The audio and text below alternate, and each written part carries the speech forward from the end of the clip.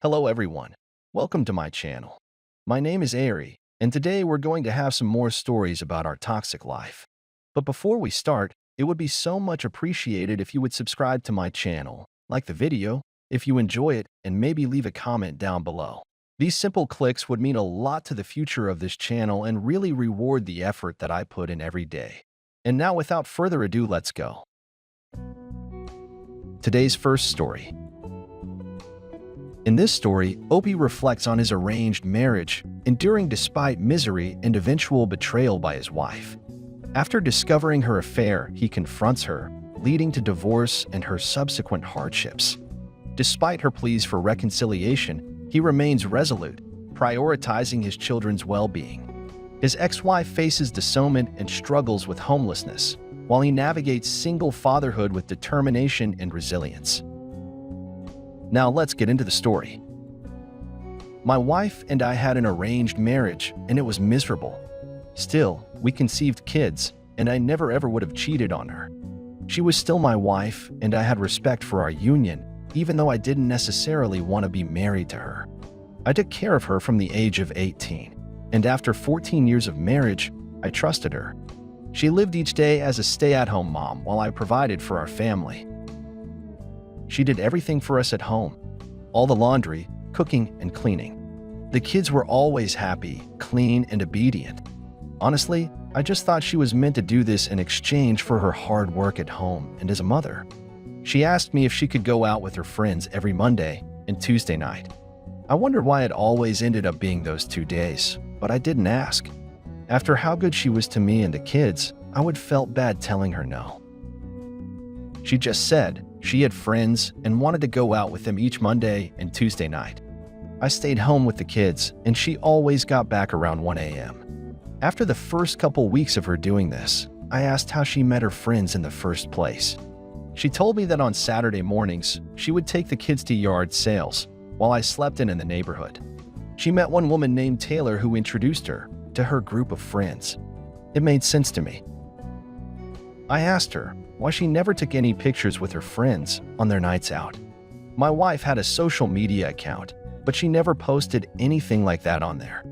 The answer I expected was that she didn't want her parents to know she was partying. But that's not the answer my wife gave me. Instead, she got really tense.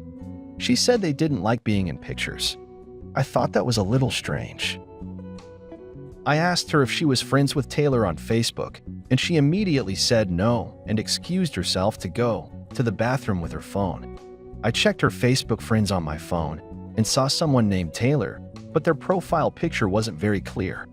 When I clicked on the name, the page went blank and loaded it. When I refreshed the page, the name was gone from my wife's friends list. Then she came out of the bathroom. I instantly felt like we were 12 years old or something. I didn't like how this made me feel, so I asked her if she deleted Taylor from her friends list. She just very calmly said I didn't need to worry. Then she woke the kids up for school one day. Shortly after that, I came home from work and grabbed the mail. I noticed a letter from Capital One. I curiously opened it and felt my heart start pounding as I scanned the page and found out that my wife had spent $1,500. I was the angriest I'd ever felt in my life. This was not the kind of purchase either of us would make without talking about it at first. I immediately went inside, showed her the letter and requested to see the online statement and purchase history. She was terrified, but she opened the account and let me see it. There was a large storage house for $1,000.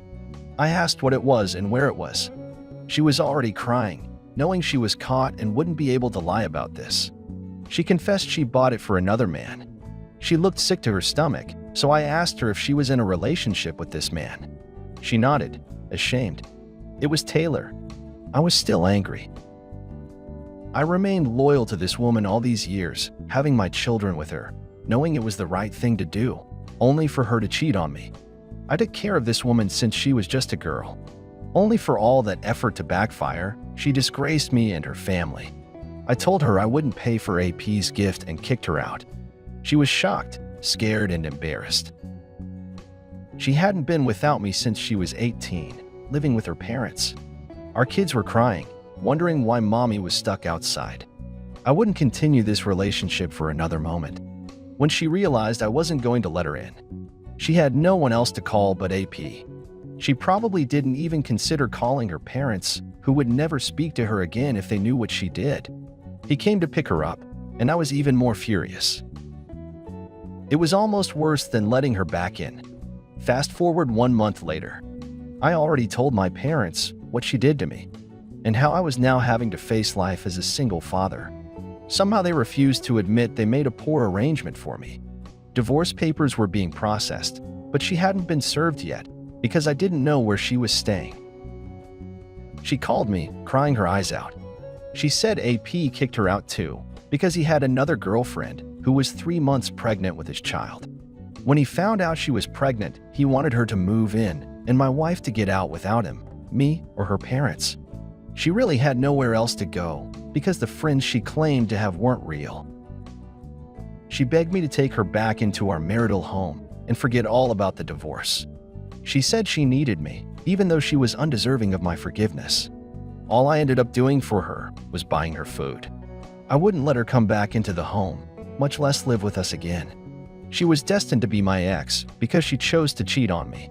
Her parents were so embarrassed by her and her actions that she was disowned in the divorce proceedings.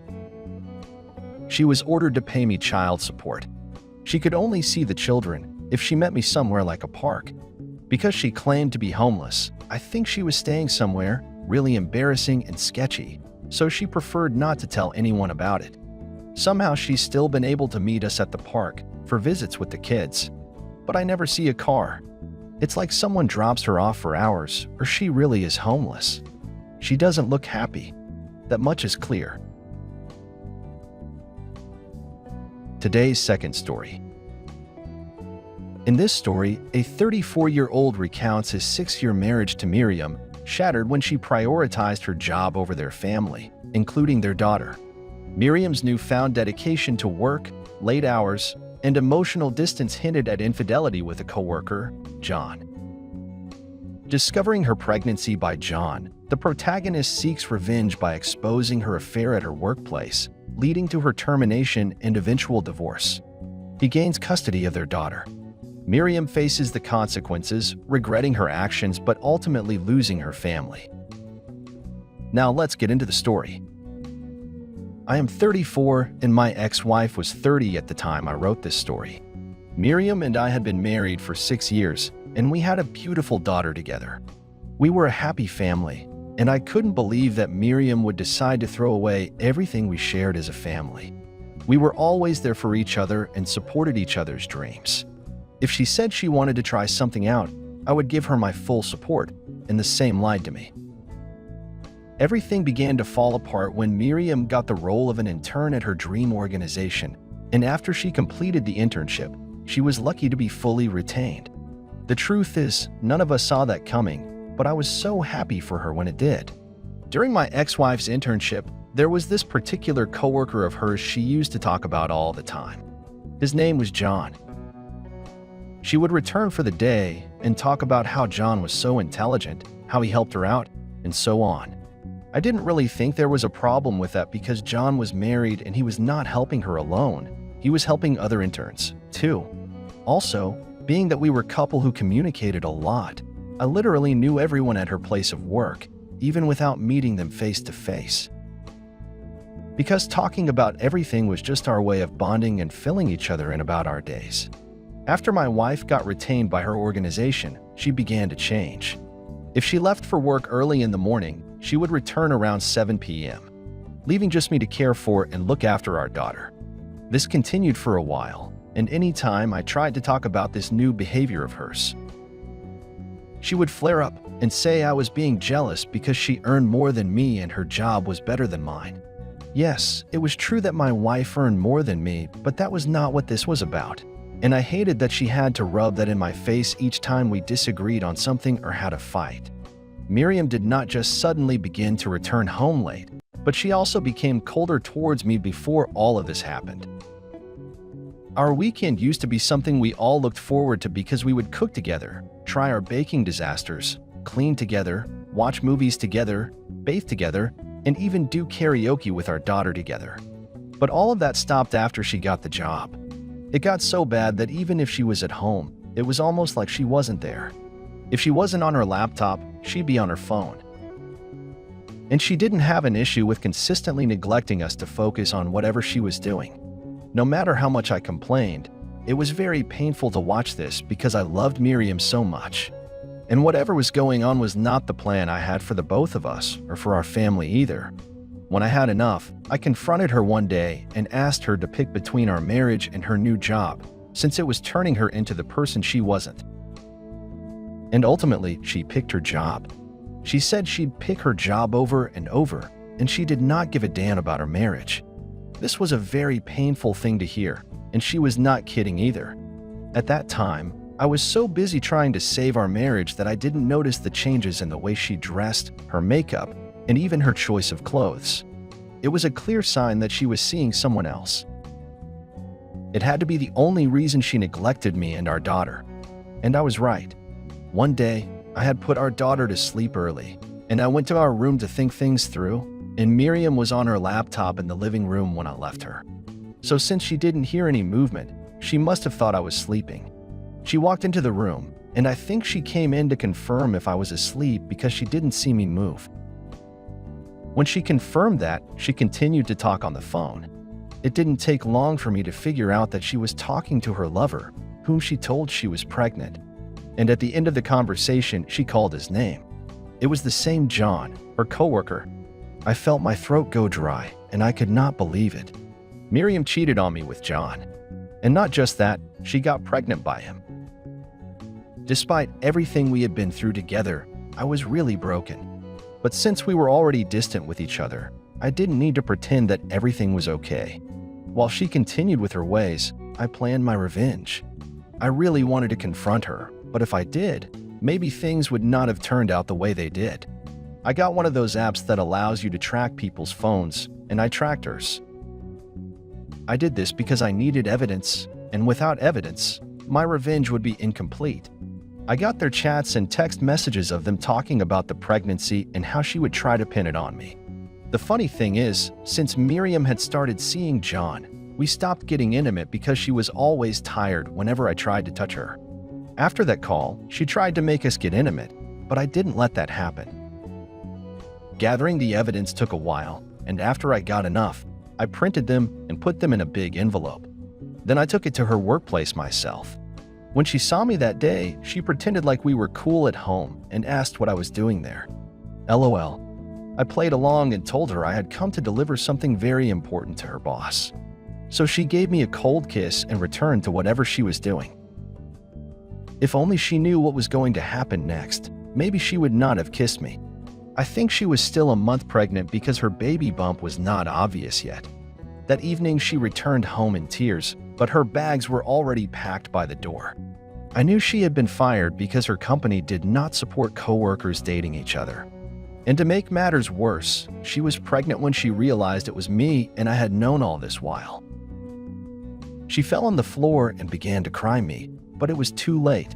I told her she'd be getting the divorce papers soon and kicked her out. John's wife eventually heard of the news and she divorced John too. John and Miriam did not end up together because he said Miriam ruined his life and all his years of hard work, and he wasn't going to take responsibility for them because she was married to me. But we all knew the baby wasn't mine either.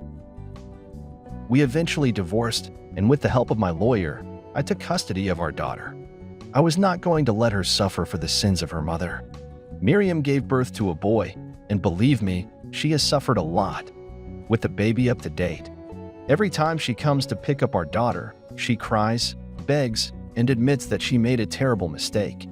I keep telling her that it would be my own terrible mistake to take her back.